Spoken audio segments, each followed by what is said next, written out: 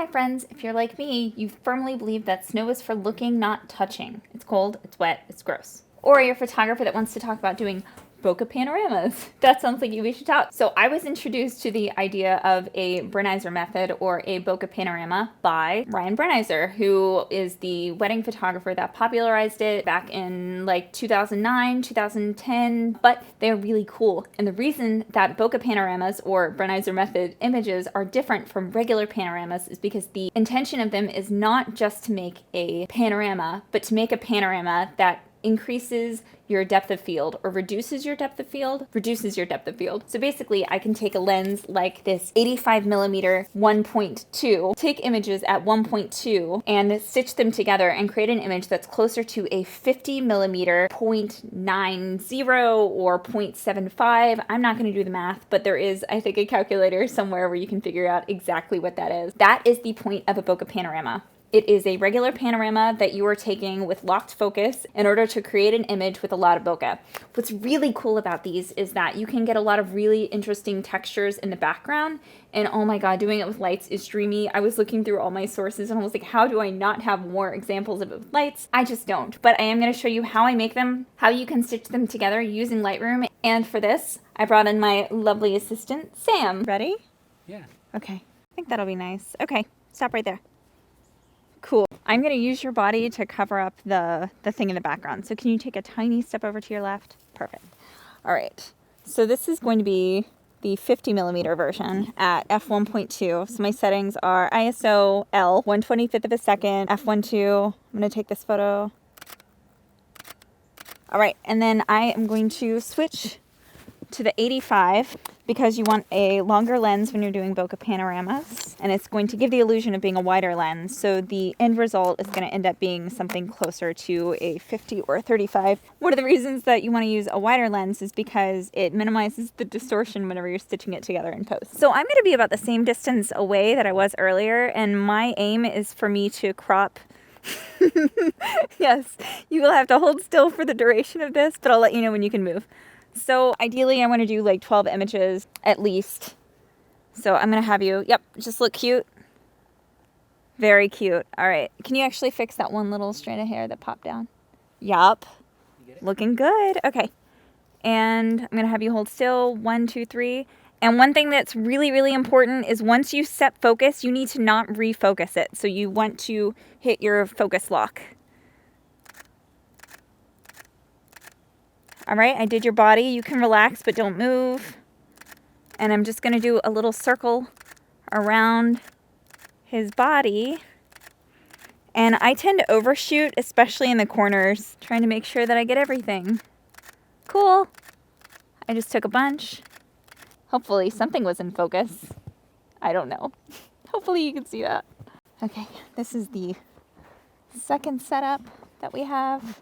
It's a very snowy day. So same for this one. I'm going to start with the 50 just to give you an overview of what I want the crop to look like ideally. So I'm shooting at ISO L at 1/400th of a second at f, actually I'm going to make a 1/640th of a second. That's weird to say. At f1.2. You can look over that way. That's cute. And then look right into the camera. I'm going to have you look into the camera for this one. And I'm going to switch to the 85, and I'm going to stay the same distance because I've got a good amount of stuff happening. I'm going to lock focus, chin out just a hair, and down. All right, smile, yeah. So I lock focus, and then I make sure that I'm not refocusing, and I'm taking photos, and I'm just moving my camera around. You moved! Like this. There, that's perfect. No, smile, smile. All right, I got your face. You can relax your body a little, but try not to move. I know I'm overshooting. Ooh, it's gonna get very lost in all the snow. So first I wanted to talk about why you might want to do a panorama and why you wouldn't want to just use like a wider lens, like a 24mm. And I have a really great example for that. I was shooting this lighthouse. I couldn't get any further back without getting the distortion of the 24mm, which I really didn't want because I really wanted the lighthouse to be upright. So it was important to me that I was taking this with a slightly longer lens. For this one, I was just using the 50mm, but in my mind, I wanted this photo. I didn't want to get closer and take it with a 24, so I did a really simple panorama stitch. This is not a bokeh panorama, this is just a panorama. I took this slide, this one, that's what I ended up with, and then I just took out the little building on the left side because I didn't want it there. So panoramas can be really helpful for situations where you literally can't get any further back. Say you're backed into a room, but you want to get a picture that has like all this wallpaper. A panorama stitch can be really helpful for that. And they're really easy to do in Lightroom. All you do is take your source images, select them, right click, go to photo merge and panorama. Play with the different projections to see if there's one that looks best to you. I think spherical looks best. You can even choose fill edges. This is a new feature, which is awesome, but it doesn't always look great. That actually looks okay. It's a little weird here at the bottom, but I think I could crop it a lot easier with this.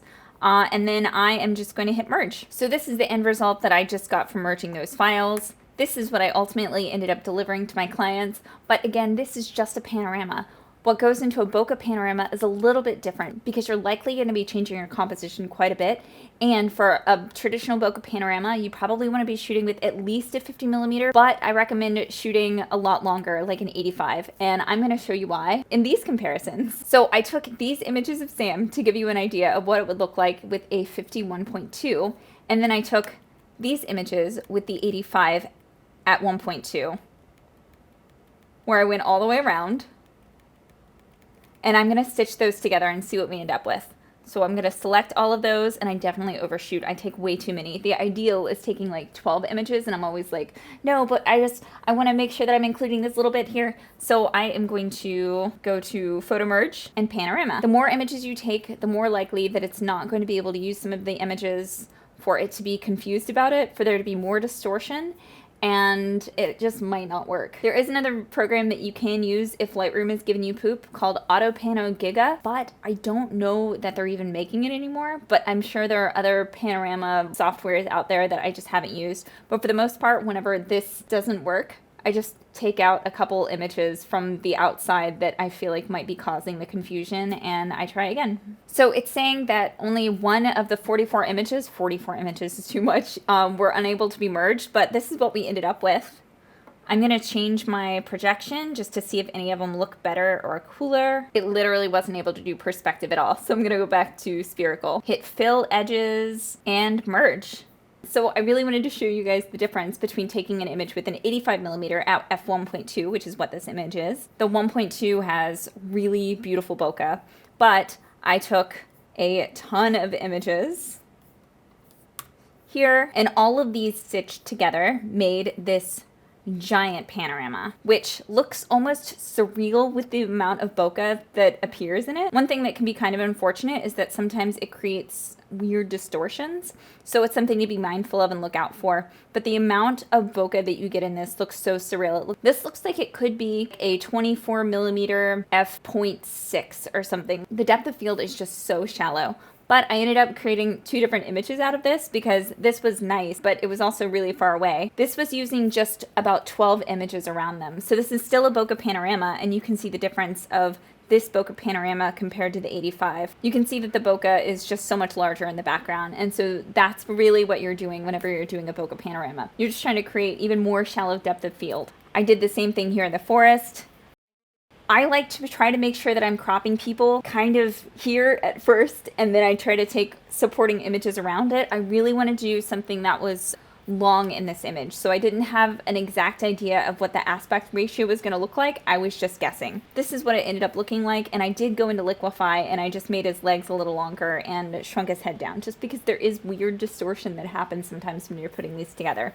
This log just looks like such a surreal fixture in the photo, and I really like it. So here's another example that I wanted to show you. This is what a 24mm looks like, but with the bokeh panorama, I was able to get roughly the same composition, but with way more shallow depth of field. This is technically a 2.5 and not a 1.4, but there was no 24mm that exists for Canon where I was going to get this shallow of depth of field. This one, again, I took way too many images for some of these. This was like 75 images that were put together. This was another situation where I did do a bigger image, but I also did a smaller one. So this was another panorama that was secondary in addition to the huge one I did. It's both made up of the same images. I just used less and I used ones that were closer together for a different look. Here's an example where I did a bokeh panorama. This one came with a lot of distortion, and Lightroom or Auto Panagiga, whichever one I was using at the time, got very confused about the background. For the most part, I feel like it's not super distracting, but I love how shallow the depth of field is. It looks almost like they're like miniatures. I think it's a really cool effect, so I'm into it. But it was taken with way too many images. This was 85 images, and this was how close I was to them.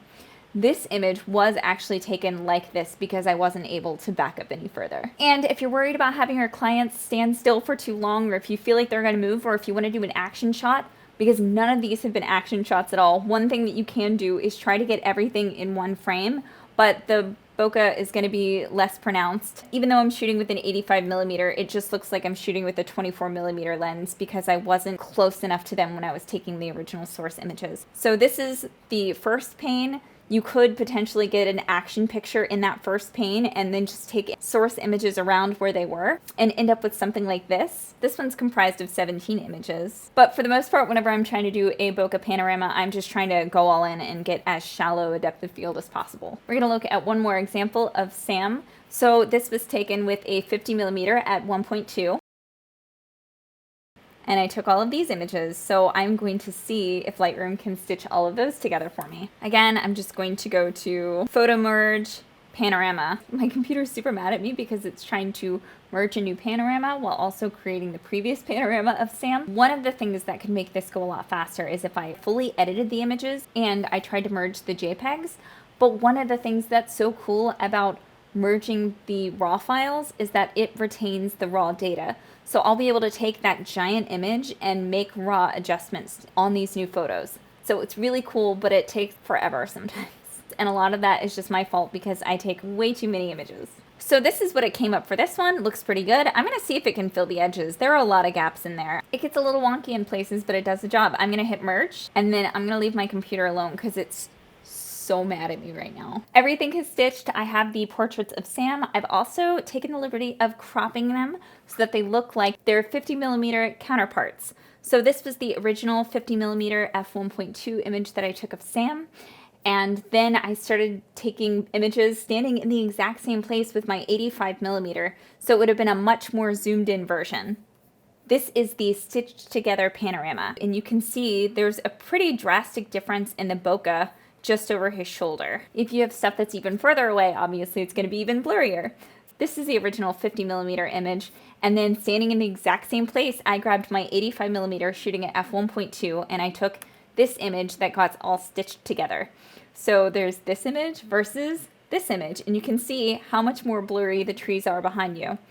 What's really cool about this is that I've just cropped it in to show you what you can do if you just take like 9 images around your subjects or 12 images around your subjects, but what I ended up with was this giant image, which is really cool. And maybe you're in a situation where you can't really back up any further. This has been really helpful for me on like cliffs where it literally wouldn't have been feasible at all for me to back up. Or in this situation, where behind me was this outdoor couch thing that I probably could have moved but didn't. So the end result of these is really cool. I would probably still go in and change the composition on these a little bit because I'm not like in love with the composition that I just got randomly firing. So I think this one would actually be cool as a 16:9. Let's see. 16:9. I like that. And this one, I kind of like as is, but I'm gonna make it a 1:1. Yep, I think it's cool as a square crop. It sort of has a medium format or even a large format feel. So I'm really into it, and it doesn't require any additional equipment. You just have to have your clients stand still for a few minutes and take a bunch of pictures.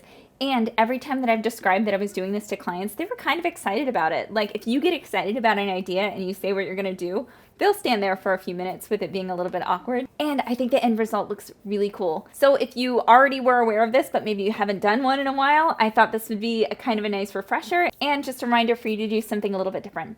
Thank you so much for watching. Let me know if you have any questions at all, and I hope to talk to you soon. Bye. All right, I'm just going to take a cute one just because. Look at you. Oh, cute. Okay.